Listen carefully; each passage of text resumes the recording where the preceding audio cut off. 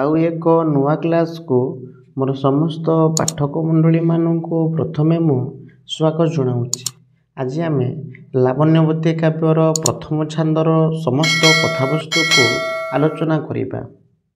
ଆମେ ଲାବଣ୍ୟବତୀର ପ୍ରଥମ ଛାନ୍ଦର କଥାବସ୍ତୁକୁ ଆଲୋଚନା କରିବା ପୂର୍ବରୁ ପ୍ରଥମେ କବି ସମ୍ରାଟ ଉପେନ୍ଦ୍ର ଭଞ୍ଜଙ୍କ ସମ୍ପର୍କରେ କିଛି ଜାଣି ରଖିବା। କବି ସମ୍ରାଟ ଉପେନ୍ଦ୍ର ଭଞ୍ଜ ଓଡ଼ିଆ କାବ୍ୟଯୁଗର ଅନ୍ୟତମ ପଥିତଯଶା କାବ୍ୟଶିଳ୍ପୀ। ସେ ରୀତିକବି, ଆଳଙ୍କାରିକ କବି, ଶୃଙ୍ଗାରୀ କବି, ଶବ୍ଦ ଓ ଅର୍ଥର କବି, ଜୀବନ ଓ ଯୌବନର କବି, ରସ ଓ ସୌନ୍ଦର୍ଯ୍ୟର କବି। ରୀତିଯୁଗୀୟ କବିମାନଙ୍କ ମଧ୍ୟରେ ସେ ଶ୍ରେଷ୍ଠ କାବ୍ୟକାର ଭାବରେ ସ୍ୱତନ୍ତ୍ର ଆସନର ଅଧିକାରୀ। ଉପେନ୍ଦ୍ର ଭଞ୍ଜ ଥିଲେ ଅସାଧାରଣ ପ୍ରତିଭାସମ୍ପନ୍ନ କବି। ସେ ନବ ନବ ଉନ୍ମେଷଶାଳିନୀ ପ୍ରଜ୍ଞାର ଅଧିକାରୀ ଥିଲେ। ସେ ହେଉଛନ୍ତି ଯଥାର୍ଥରେ କବିଗୁରୁ, ବୀରବର, ମଙ୍ଗରାଜ ଏବଂ ସର୍ବୋପରି ଉତ୍କଳୀୟ ସାରସ୍ୱତ ଜଗତରେ ମହାକବି। ଉପେନ୍ଦ୍ର ଭଞ୍ଜ ଓଡ଼ିଆ ସାହିତ୍ୟ ଆକାଶରେ ପ୍ରଚଣ୍ଡ ମାର୍ତ୍ତଣ୍ଡ ନିଶ୍ଚୟ। ସେ ପୁଣି ଆମ୍ଭମାନଙ୍କର କବି କୁଳଚନ୍ଦ୍ର, ଉତ୍କଳ ଭାରତୀଙ୍କର ସେ ପ୍ରିୟ ବରପୁତ୍ର। ଅଗଣିତ ଓଡ଼ିଆମାନଙ୍କର ହୃଦୟ ସିଂହାସନରେ ଯଦି ଯେଉଁ କବି ଆସନ ପାତି ବସିଛନ୍ତି ସେ ହେଉଛନ୍ତି କବି ସମ୍ରାଟ ଉପେନ୍ଦ୍ର ଭଞ୍ଜ। ସଂସ୍କୃତ କାବ୍ୟାଦର୍ଶକୁ ଗ୍ରହଣ କରି ରସାଳ, ସୁମନ ସୁଖଦାୟୀ ଭଞ୍ଜୀୟ କାବ୍ୟ ସମ୍ପଦ ସୃଷ୍ଟି କରି ସେ ଚିରସ୍ମରଣୀୟ ହୋଇଛନ୍ତି।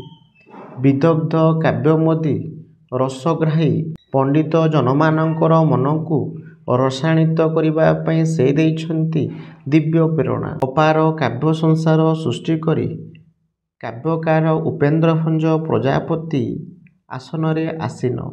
ଉପେନ୍ଦ୍ର ଭଞ୍ଜ ଘୁମୁଶ୍ର ରାଜବଂଶ ଘୁମୁଶ୍ରର ପ୍ରଖ୍ୟାତ ନରପତି ପ୍ରତାପ ଧନଞ୍ଜୟ ଭଞ୍ଜଙ୍କର ସେ ପୌତ୍ର ଏବଂ ତଦ୍ୱିତୀୟ ପୁତ୍ର ନରେଶ ନୀଳକଣ୍ଠ ସେ ଜ୍ୟେଷ୍ଠ ପୁତ୍ର ଥିଲେ। ଉପେନ୍ଦ୍ର ଭଞ୍ଜ ନିଜ ବଂଶ ପରିଚୟ ଦେଇ ଲେଖିଛନ୍ତି ଯେ ବଂଶେ ଇଷ୍ଟ ଦୁର୍ଗା ଦେବୀ ବରହି କୋରସୁ ସମ୍ଭବୀ ମନୁଷ୍ୟ ଏହି ଅଦ୍ଭୁତ ଭଞ୍ଜାନୁଭଞ୍ଜ ନାମ ସତ। ବିଶିଷ୍ଟ ବିଶିଷ୍ଟ ପାଳକା ଶ୍ରୀରାମେ ଦତ୍ତ ରାଜଟିକା ସେକୁଳେ ରାଜା ଧନଞ୍ଜୟ ସମସ୍ତ ଗୁଣର ନିଳୟ। ଘୁମୁସର ଅଧିପ ପଣେ ଲୋକେ ବିଖ୍ୟାତ କବି ଗୁଣେ। ତଦ୍ବତ୍ ତାହାଙ୍କ ତନୁଜ ନରେଶ ନୀଳକଣ୍ଠ ଭଞ୍ଜ। ତାଙ୍କର ଜ୍ୟେଷ୍ଠସୁତ ମୁହିଁ ଉପେନ୍ଦ୍ର ଭଞ୍ଜ ନାମ ବହି। ଲାବଣ୍ୟବତୀ 16 ନମ୍ବର ଛାନ୍ଦରେ ଏ ପଂକ୍ତିଟି ସ୍ଥାନିତ ହୋଇଛି। ଉପେନ୍ଦ୍ର ଭଞ୍ଜଙ୍କ ପିତାମହ ପ୍ରତାପ ଧନଞ୍ଜୟ ଭଞ୍ଜ ଖ୍ରୀଷ୍ଟ 1611ରୁ ଖ୍ରୀଷ୍ଟ 1701 ପର୍ଯ୍ୟନ୍ତ ଜଣେ ପ୍ରଜାବତ୍ସଳ ରାଜା ଏବଂ ଉଚ୍ଚକୋଟୀର କବି ଥିଲେ। ଧନଞ୍ଜୟ ଭଞ୍ଜ ଥିଲେ ବହୁ ଶାସ୍ତ୍ରଦର୍ଶୀ। କାବ୍ୟ, ବ୍ୟାକରଣ, ଅଳଙ୍କାର, ଦର୍ଶନ, ସଙ୍ଗୀତ, ଧନୁବିଦ୍ୟା, ଆୟୁର୍ବେଦ, ନ୍ୟାୟ, ରାଜନୀତି, ସାହିତ୍ୟ ଦର୍ପଣ ପ୍ରଭୃତି ଶାସ୍ତ୍ରରେ ସେ ପାରଦର୍ଶିତା ଲାଭ କରିଥିଲେ। ଓଡ଼ିଆ ସାହିତ୍ୟକୁ ତାଙ୍କର ମହାର୍ଘ୍ୟ କୃତିଗୁଡ଼ିକ ହେଉଛି ଶ୍ରୀରାମ ବିଳାସ, ତ୍ରିପୁର ସୁନ୍ଦରୀ, ମଦନ ମଞ୍ଜରୀ, ଅନଙ୍ଗ ରେଖା ଓ ଇଚ୍ଛାବତୀ। ଏତଦ୍ ଭିନ୍ନ ସେ ବହୁ ଚଉତିଶା ରଚନା କରିଥିଲେ। ତାଙ୍କ ରଚିତ ଚଉତିଶା ଗୁଡ଼ିକ ମଧ୍ୟରେ ମରୁତ ଚଉତିଶା, ପଣ୍ଡିତବୋଧ ଚଉତିଶା ପ୍ରଭୃତି ଉଲ୍ଲେଖଯୋଗ୍ୟ। ଏହିପରି ଜଣେ ପ୍ରଥିତଯଶା ପିତାମହଙ୍କର ପୌତ୍ର ଥିଲେ ଉପେନ୍ଦ୍ର ଭଞ୍ଜ। ଘୁମୁସର ରାଜଦରବାରର ସାହିତ୍ୟ ସଙ୍ଗୀତ ଚର୍ଚ୍ଚା ଉପେନ୍ଦ୍ରଙ୍କ ମନରେ ସାହିତ୍ୟ ପ୍ରତି ପ୍ରବଣତା ସୃଷ୍ଟି କରିଥିଲା। ଉପେନ୍ଦ୍ରଙ୍କ ପିତା ନୀଳକଣ୍ଠ ଭଞ୍ଜ ମଧ୍ୟ କବି ଥିଲେ। ତେଣୁ ଜୀବନର ପୁରୋଭାଗରେ ଉପେନ୍ଦ୍ର ଭଞ୍ଜ ନିଜକୁ ଜଣେ ଉଚ୍ଚକୋଟୀର କବି ହେବାର ସ୍ୱପ୍ନ ଦେଖିଥିଲେ। ଭଞ୍ଜ ରାଜବଂଶର ଉତ୍ତରାଧିକାରକୁ ନେଇ ଯେତେବେଳେ ନାରକୀୟ କାଣ୍ଡ ଘଟିଥିଲା, କିମ୍ବଦନ୍ତୀ କହେ ଯେ ରାଣୀ ମଣ୍ଡାଦେଇ ବ୍ରାହ୍ମଣୀ ନାନୀ ଦ୍ୱାରା ଚକୁଳି ପିଠା ଓ କ୍ଷୀରରେ ବିଷ ମିଶାଇ ନିଜ ସ୍ୱାମୀ ଧନଞ୍ଜୟ ଭଞ୍ଜଙ୍କୁ ହତ୍ୟା କଲେ। ଏହାପରେ ନୀଳକଣ୍ଠ ଭଞ୍ଜ ଘୁମୁସର ରାଜା ହେଲେ। ସେ ଖ୍ରୀଷ୍ଟ 1701ରୁ 1704 ପର୍ଯ୍ୟନ୍ତ ରାଜତ୍ୱ କରିଥିଲେ। କାରଣ ଧନଞ୍ଜୟ ଭଞ୍ଜଙ୍କ ସାନ ଭାଇ ଗୋବିନ୍ଦ ଭଞ୍ଜଙ୍କ ପୁତ୍ର ଘନଭଞ୍ଜ ନୀଳକଣ୍ଠଙ୍କୁ ଆକ୍ରମଣ କଲେ ଏବଂ ରାଜ୍ୟରୁ ବିତାଡ଼ିତ କଲେ। ଏଣୁ ନୀଳକଣ୍ଠ ଭଞ୍ଜ ଖ୍ରୀଷ୍ଟ 1704ରେ ଘୁମୁସର ରାଜ୍ୟରୁ ବିତାଡ଼ିତ ହୋଇ ତାଙ୍କର ମାତୃଳୟ ନୟାଗଡ଼ ରାଜାଙ୍କ ନିକଟରେ ଆଶ୍ରୟ ନେଲେ। ଉପେନ୍ଦ୍ର ଭଞ୍ଜ ପିତାଙ୍କ ଦୁର୍ଦ୍ଦନରେ ତାଙ୍କର ସହଗାମୀ ଥିଲେ। ଏହି ସମୟରେ ନୟାଗଡ଼ର ରାଜା ଥିଲେ ପୁରୁଷୋତ୍ତମ ସିଂହ ମାନଧାତା। ନୀଳକଣ୍ଠ ଭଞ୍ଜ ଏବଂ ତାଙ୍କ ପୁତ୍ର ଉପେନ୍ଦ୍ରଙ୍କର ଅବସ୍ଥାନ ପାଇଁ ରାଜ୍ୟ ସମସ୍ତ ବ୍ୟବସ୍ଥା କରିଦେଲେ। ଅନନ୍ତର ନୟାଗଡ଼ର ରାଜାଙ୍କ କନ୍ୟାଙ୍କୁ ଉପେନ୍ଦ୍ର ବିବାହ କରି ଗଡ଼ ନିକଟବର୍ତ୍ତୀ ମାଳିସାହି ଗ୍ରାମକୁ ଯୌତୁକ ରୂପେ ଲାଭ କରିଥିଲେ। ନୟାଗଡ଼ରେ ତାଙ୍କର ପିତୃମାତୃଙ୍କ ବିୟୋଗ ଘଟିଥିଲା। ଏହାପରେ ତାଙ୍କର ପତ୍ନୀ ନୟାଗଡ଼ ରାଜଜେମାଙ୍କର ମଧ୍ୟ ଅକାଳରେ ବିୟୋଗ ଘଟିଲା। ଉପେନ୍ଦ୍ର ଏହାପରେ ବାଣପୁରର ରାଜକନ୍ୟାଙ୍କୁ ଦ୍ୱିତୀୟ ବିବାହ କରିଥିଲେ ବୋଲି ମତ ରହିଛି। ତେବେ ବିଧିର ବିଡ଼ମ୍ବନା ହେତୁ ଏହି ଦ୍ୱିତୀୟ ପତ୍ନୀ ମଧ୍ୟ ମୃତ୍ୟୁବରଣ କଲେ। ଉପେନ୍ଦ୍ରଙ୍କର ବ୍ୟକ୍ତିଗତ ଜୀବନ ଦୁଃଖମୟ ଥିଲା। ସେ ନିଜ ରାଜ୍ୟରୁ ବିତାଡ଼ିତ ହୋଇ ରାଜସିଂହାସନରୁ ବଞ୍ଚିତ ହୋଇଥିଲେ। ପୁନଶ୍ଚ ସେ ପତ୍ନୀହରା ହୋଇ ଦାମ୍ପତ୍ୟ ସୁଖରୁ ବଞ୍ଚିତ ହୋଇ ବିରହୀ ଜୀବନଯାପନ କରୁଥିଲେ। ଯୌବନ କାଳରେ ସ୍ତ୍ରୀ ବିୟୋଗ ଯୋଗୁଁ ସେ ବିରହଦଗ୍ଧ ଅନୁଭୂତି ପାଇଥିଲେ। ତେଣୁ ତାଙ୍କର ସ୍ପର୍ଶକାତର କବିପ୍ରାଣ ବେଦନା ଜର୍ଜରିତ ହୋଇ ଉଠିଛି। ରାଜାକୁ ହେବାର ରାଜ୍ୟଭ୍ରଷ୍ଟ, ଯୁବାକୁ ହେବାର ପତ୍ନୀକଷ୍ଟ, କହେ ଉପେନ୍ଦ୍ର ଭଞ୍ଜ ବୀରବର, ଏଠୁ ବଳି ନାହିଁ ଆନ କଷ୍ଟ। ରସିକ ହାରବଳି ପଞ୍ଚମ ଛାନ୍ଦରେ ଏ ପଂକ୍ତିଟି ସ୍ଥାନିତ କରାଯାଇଛି। ଉପେନ୍ଦ୍ର ଥିଲେ ରାମୋପାସକ। ପବିତ୍ର ରାମତାରକ ମନ୍ତ୍ର ସିଦ୍ଧ କରି ସେ କବିତ୍ୱ ଶକ୍ତି ଲାଭ କରିଥିଲେ। ଉପେନ୍ଦ୍ର ଲେଖିଛନ୍ତି, ତାରକା ମନ୍ତ୍ର ପରଷା ଦେ, ମୋହର କବିପଣ ଉଦେ। କବି ଉପେନ୍ଦ୍ର ତବ କୃପାରେ ହୋଇଛି, ଏଥେ ମନୋରଥ ସାର୍ଥେ କି ସଂଶୟ ଅଛି ଯେ। ବହୁ କାବ୍ୟର ରଚୟିତା ଭାବରେ ଉପେନ୍ଦ୍ର ଭଞ୍ଜ ଅସାମାନ୍ୟ ଗୌରବ ଅଧିକାରୀ। ସେ ଥିଲେ ଉଚ୍ଚକୋଟୀର ପ୍ରତିଭାସମ୍ପନ୍ନ କାବ୍ୟକାର।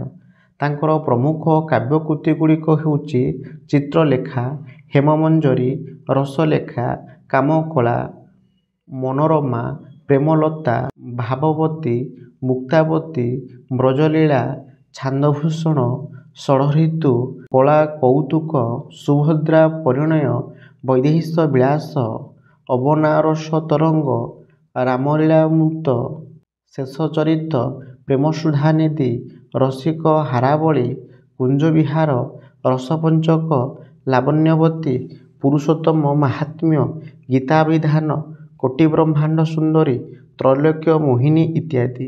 ଏହା ବ୍ୟତୀତ କବିସମ୍ରାଟ ଅନେକ ଚଉତିଶା, ଚଉପଦୀ, ଗାହା, ଦୋହା, ଷୋଡ଼ଶେନ୍ଦୁ, ପୋଇ ଇତ୍ୟାଦି ରଚନା କରିଛନ୍ତି।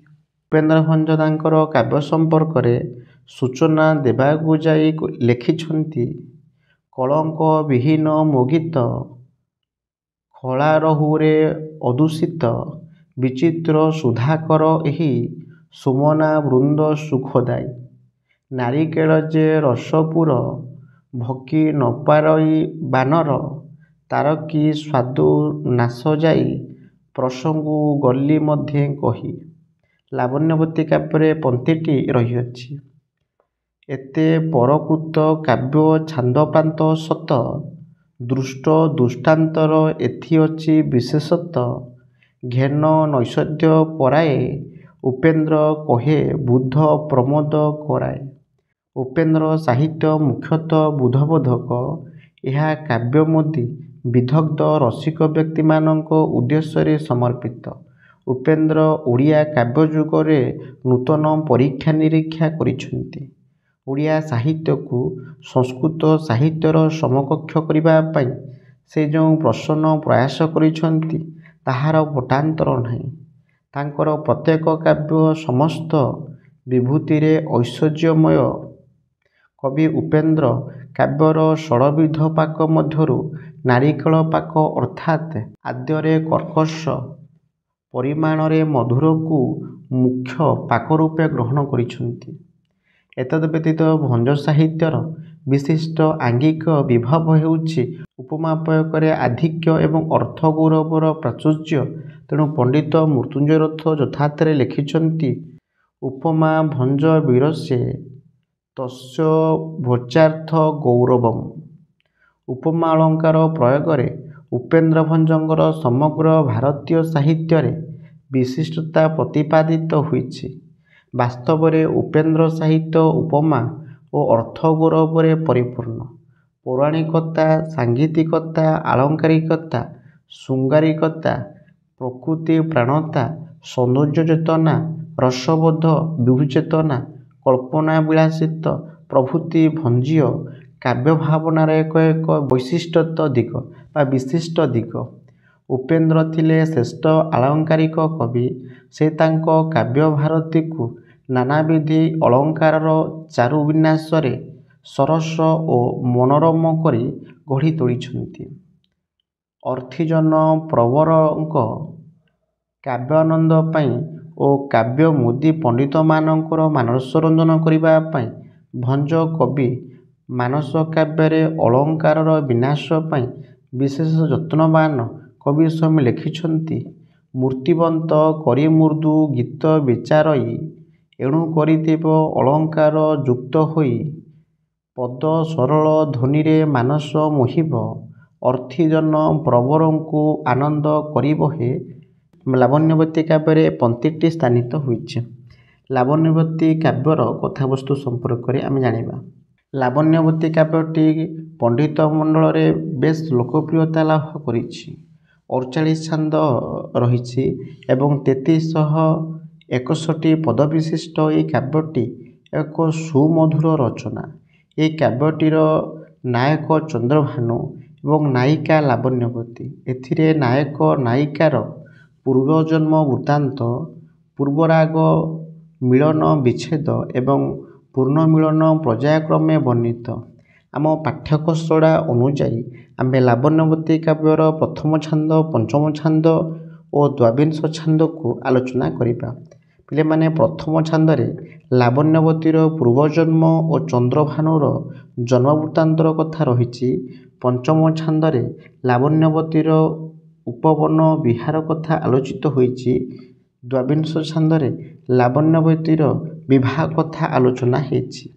ଆଜି ଆମେ ଲାବଣ୍ୟବତୀର ପ୍ରଥମ ଛାନ୍ଦ ସମ୍ପର୍କରେ ଆଲୋଚନା କରିବା। ଏଥିରେ 31ଟି ପଦ ରହିଛି। ନଳିନୀ ଗୌଡ଼ ରାଗରେ ରଚିତ।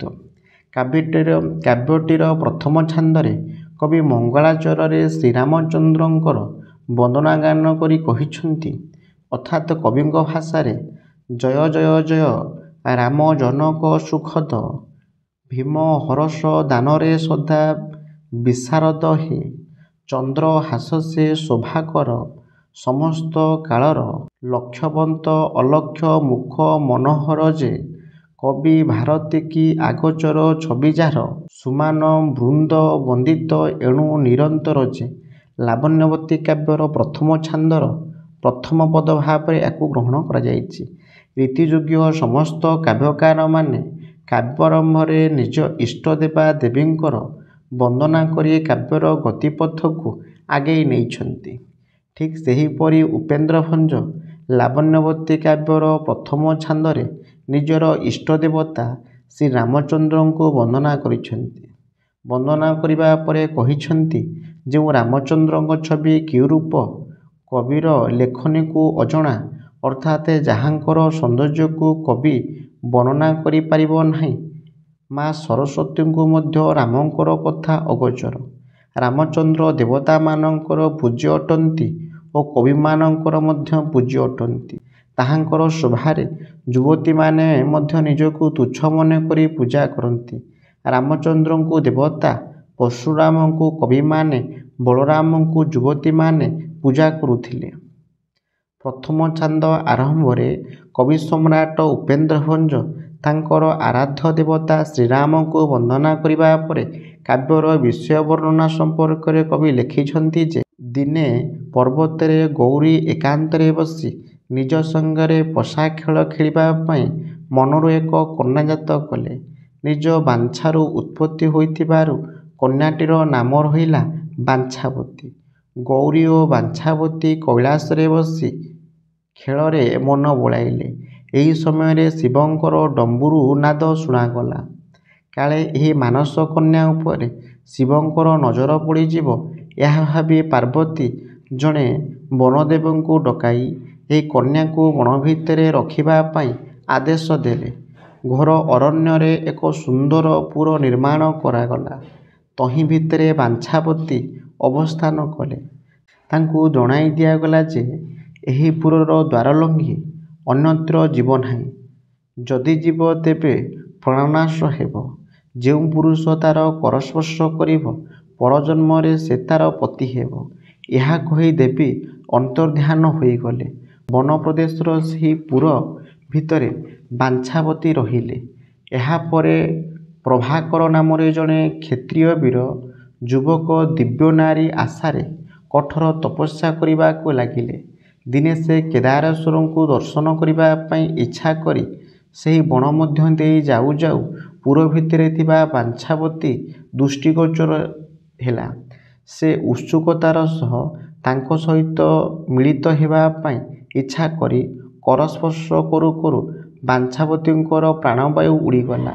ଏହି ସମୟରେ ଦୈବବାଣୀ ହେଲା ଯେ ବଙ୍ଗଦେଶକୁ ଯାଇ ଗଙ୍ଗାସାଗର ସଙ୍ଗମରେ ବାଞ୍ଛାବତୀର ଜଡ଼ ଶରୀରକୁ ରଖି ସେଠାରେ ନିଜକୁ ଜଳରେ ଝାସ ଦେଲେ ପରଜନ୍ମରେ ସେ କନ୍ୟାକୁ ପ୍ରାପ୍ତ ହେବ। ଦୈବବାଣୀ ଅନୁସାରେ ପ୍ରଭାକର ତାହିଁ କଲେ।